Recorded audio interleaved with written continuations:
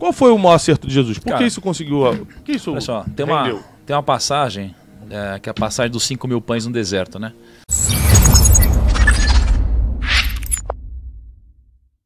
Jesus começou um projeto na Terra, que muitos conhecem como igreja, que não é uma empresa, é um projeto, é um empreendimento. E há 2000 anos está aberto. Teve perseguição do Império Romano, teve dispersação dos cristãos no primeiro século, no segundo século, no terceiro século. Nada conseguiu parar. Teve perseguição política no futuro, teve tudo. Teve invasão islâmica no Oriente, na Europa, expulsou teve tudo que você imaginar e nada conseguiu parar esse empreendimento. Está 2000 anos aberto e não para de crescer. Nunca teve diminuição de produção, sempre foi aumento. Se a gente fosse olhar isso como um empreendimento, qual seria o motivo de um homem que só pregou 3 anos e meio, ele só falou publicamente 3 anos e meio, escolheu só 12 pessoas sem formação acadêmica, pessoas do dia a dia, formou esses 12, deixou instituída como seria esse projeto e deu certo há 2000 anos, naturalmente falando, sem explicar no sobrenatural, na fé, explicando na toda a mentalidade matemática. Tá. Qual foi o maior acerto de Jesus? Por Cara, que isso conseguiu... Por que isso olha só, tem rendeu? uma passagem, que é a passagem dos 5.000 pães no deserto, né? Jesus, ele chega e fala, vamos lá! Aí tem uma galera que fala, não, precisamos voltar para comprar suprimento. Ele fala, não, vamos lá! Uma galera não vai, uma galera fica, uma galera acompanha. Aí no meio do caminho chegam os discípulos e falam assim, poxa, a galera tá com fome, precisamos alimentar a turma. Né? E ele fala, porra, vocês têm pouca fé, então começa a alimentar a turma. Né? E aí diz que Jesus os orientou, né? E ordenou, deu os pães para eles e eles distribuíram os pães para os 5.000. Né? E depois disse que eles passaram com uma cestinha recolhendo os pães que sobraram. Né? E daqui eu tiro o motivo do porquê essa obra ela dura e vai durar tanto tempo. Que é o seguinte, né? Primeiro, porra, visão. Né? Você tem uma visão muito forte aqui. E mesmo quando você tem uma visão muito forte, tem gente que vai te abandonar no caminho, mas muitas pessoas vão te acompanhar. Porra, 5.000 pessoas acompanharam. Depois, você só dá o que você tem. Muito bom. Então, poxa, os discípulos não tinham os pães para dar. O líder tinha. Ele deu os pães.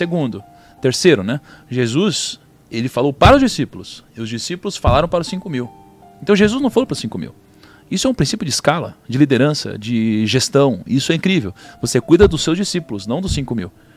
Né? E isso faz a mensagem ser passada adiante. Né? E ali, nessa história ainda, o que eu vejo que é interessante? Os próprios discípulos passaram recolhendo as cestas. Né? Com as cestas, os pães que sobraram. Isso aqui demonstra a humildade do líder. Né? Então, para mim, o que fez, né, essa obra durar tanto tempo? Princípios que funcionam também nos negócios. Primeiro, o princípio de escala, né? O princípio de liderança, o princípio de gestão. Né? Depois, uma visão e um propósito muito forte, que é acima de qualquer um. Né? Uma coisa que eu tenho repetido muito é que a mensagem é muito mais forte que o mensageiro. Quando eu achar que eu sou maior que a mensagem para de ser passada. Né? Nesse caso, tem uma mensagem que é muito mais forte que qualquer coisa. Isso daí faz o negócio ser perpetuado. Né? Depois, isso daqui tem um modelo econômico onde isso para de pé. Né? Tem um modelo econômico onde isso para de pé. Isso também é importante. Não adianta a gente achar que sem um modelo econômico isso aqui vai parar de pé. Né?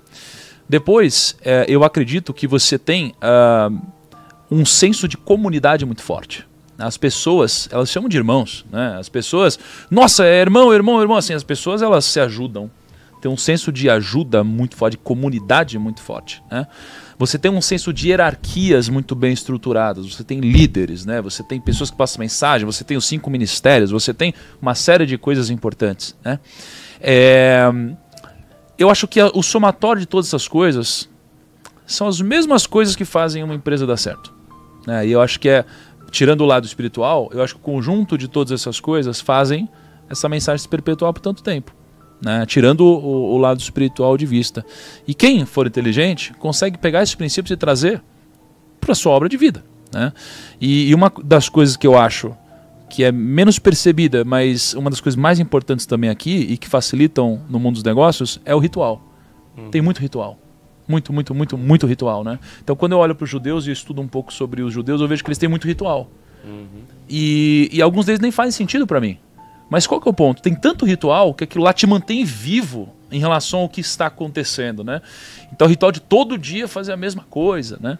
Então, assim, o somatório desses princípios, ritual, liderança, gestão, pilares econômicos, hierarquia, mensagem, distribuição, escala, comunidade, eu acho que isso daqui é o que fez a mensagem ser passada durante tanto tempo e vai continuar, né? Então, além de tudo, o problema que ela resolve talvez seja o maior problema do ser humano, cara.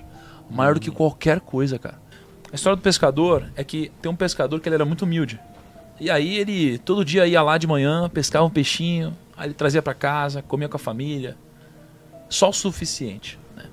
E aí depois ele ia, ele jogava bola, ele curtia numa fogueira, tocava música com os amigos. No outro dia ele ia pescar de novo um peixinho, né?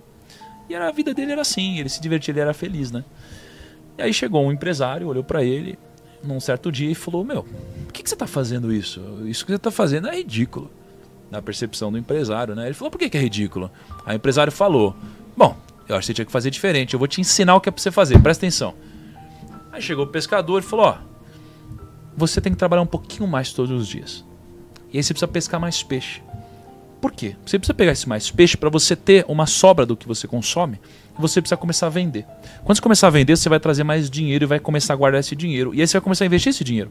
E você vai começar a pagar para outros pescadores pescarem e você vai ficar com uma margem sobre isso. E aí você vai pegar esse dinheiro, você vai investir e transformar isso numa marca. E aí você vai investir e vai melhorar a sua cadeia logística. Aí você vai começar a exportar.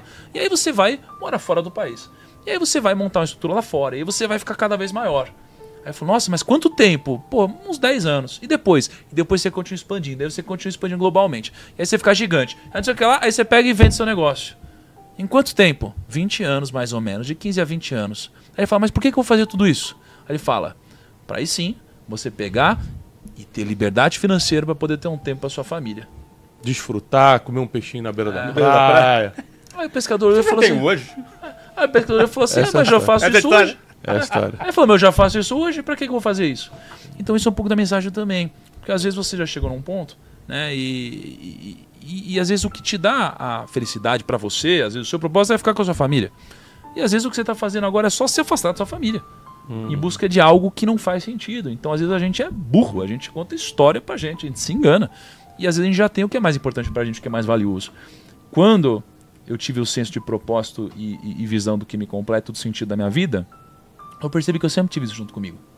Entende? E às vezes a gente dá uma volta para chegar no mesmo lugar. E as coisas já estão conosco, né? Então essa é a história do pescador. Espero que tenha feito sentido para a turma da hashtag aí. Não, ficou pro final. Eu acho que faz muito sentido, porque é o seguinte: não vale a pena a gente gastar a vida criando uma riqueza que supostamente a gente só vai aproveitar no final. O caminho é a riqueza. Eu tô construindo um negócio, mas enquanto isso eu tô curtindo com meus amigos, eu tô rindo, eu tô aproveitando a vida com a minha esposa, tô viajando, eu tô fazendo coisas também. Porque a gente não sabe o dia de amanhã, eu preciso ser feliz agora, eu preciso cumprir meu propósito hoje. E que bom se eu multiplicar, que esse é o objetivo, crescer, multiplicar. Que bom, mas eu não vou abrir mão do caminho, da jornada, né? E o que acontece, a lição do pescador me ensina o seguinte: na verdade eu conheço essa história, é essa mesmo, um pouquinho diferente. O empresário estava ultra estressado, deu um burnout nele, e ele foi para a praia, para uma beira de uma praia, descansar. E ali ele viu um pescador pescando todo dia, né? E ele falou: caramba, esse cara pesca 5 peixes, mas ele é bom, só pega, ele era muito bom de selecionar peixe. Eu falei assim: cara, esse cara pode escalar o negócio, né? Pô, ele pode botar mais 2 pescadores, ele é bom de olho, ele sabe pegar o peixe, daqui a pouco ele começa a levar para os restaurantes. Ele foi e fez a proposta. Por que você não faz isso, cara? Você é bom de olho, você consegue selecionar os melhores peixes.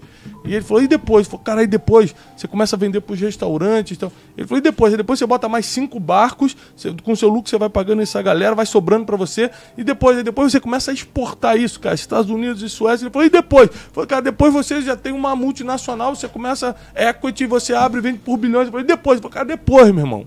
É viver de renda. Agora é você estar na beira da praia, curtir sua família, comer seu peixinho. Ele falou: isso é o que eu faço hoje.